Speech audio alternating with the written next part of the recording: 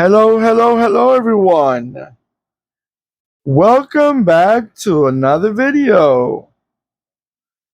All right, let's check it out. Let's see what we got for you right now. Well, if you like K cars, you're in the right video. Number one.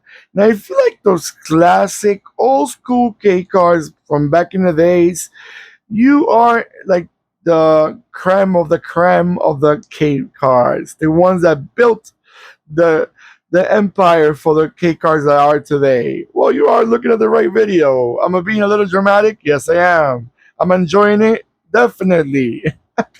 Okay, let's see. We got a 143 scale, 1969 Subaru R-2. Well, actually, it's really called R-2. And this is a Subaru R-2 Super Deluxe. So I guess it's the one with the top of the line options. I guess that's called a bigger steering wheel. No, I'm just kidding. Enough is enough. Let's get to the point. This was actually it was like a little bit the little bigger brother of the Subaru 360, if I'm not mistaken. Well, actually, no, it took over the 360. The infamous 360, the little one that it looked like you didn't know if you belong in the roads or in the back of your toy box. Well, that's one. That's the one we're talking about. Now, this model, believe it or not, the Subaru R-2, it came out 1 year before the Honda Life, the Daihatsu Fellow Max, the Suzuki Fronte, which they were a lot more known, especially the Honda Life and the Suzuki Fronte. They were really a lot more known. I'm not sure. I'm not gonna say worldwide, but I think in the markets even around. So they kind of built this car kind of built up their way for them. Not bad, right?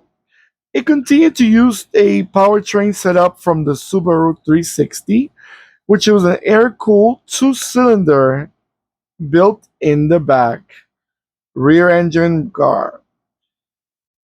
But but at the same time, it was also built in a Mitsubishi Mimica in the rear end, the engines in the rear end. Now, this vehicle, like I said before, was built between 1969 and 1972, so it only lasted for a few years. It had a two-door sedan. I mean, it's clearly a hatchback, but they call them sedan. So let's call them the way they call it in the info. And they also had a three-door van.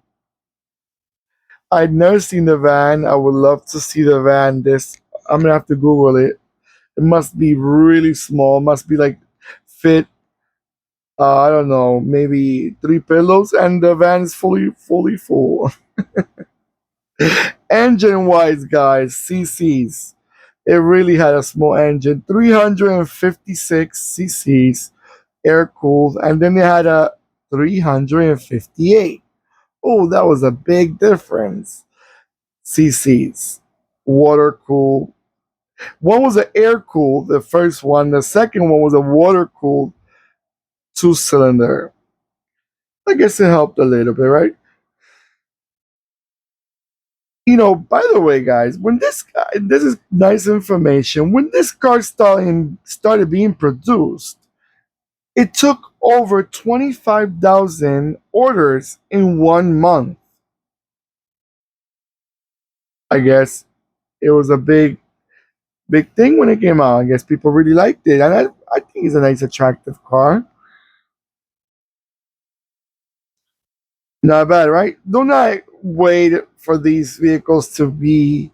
Uh, don't expect to hear automatic on this one, even though some K cars they have it as automatic. Not these. These were clearly only a manual car. Then so this, guys.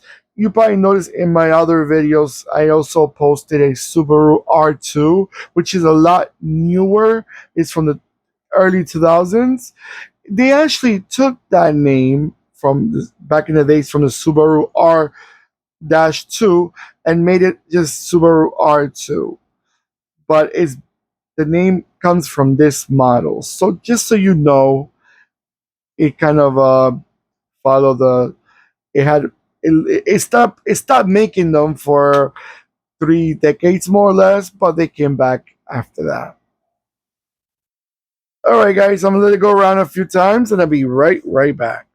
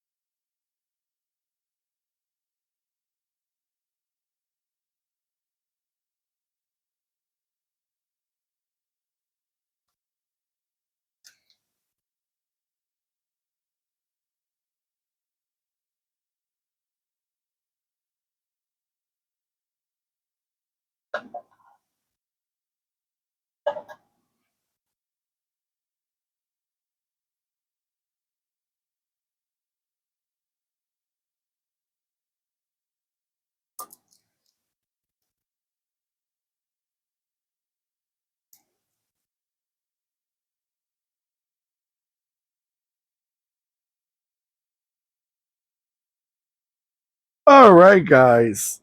So, what do you guys think about this car? Do you think it was a cool-looking car? Do you think back in the days? I wonder. Before I forget, I wonder if this car was actually ever sold outside Japan. I know K cars back in the days they were very selective on what markets they should sell them, but this is a car that I find it cute. And by the way, so you know, you may not know this, the Subaru 360, the one that we're talking about, took over this model. Again, that this model took over. It was actually sold in USA, and it didn't sell in big numbers because it kind of you could really think about comparing a Subaru 360 against next to a Chevrolet Impala from the 60s. Maybe four Subarus can fit inside a Chevrolet Impala. So maybe you kind of figure out why people were not so fond of it. But again, at least they try. So at least I give them credit for trying and maybe thinking that they could succeed. Not, I mean, they tried. That's the best I can say. All right, guys. So, what do you guys think about this little car? Do you think we're interesting? Do you think that if they were sold in your market, they would have done well? In your market, I mean your homeland or wherever you live or wherever you're born or whatever you're raised, or you know what I'm trying to say. Do you think you would ever bought one in your younger years, or if you're young and you like small cars, do you think you could drive one of these? Not bad at all, right? I would probably if I was younger and maybe had not so much as expectations of what my car should have inside. You know, like power windows and this and that and this and that. You know what I mean? Maybe this car would have been okay for me. All right, guys.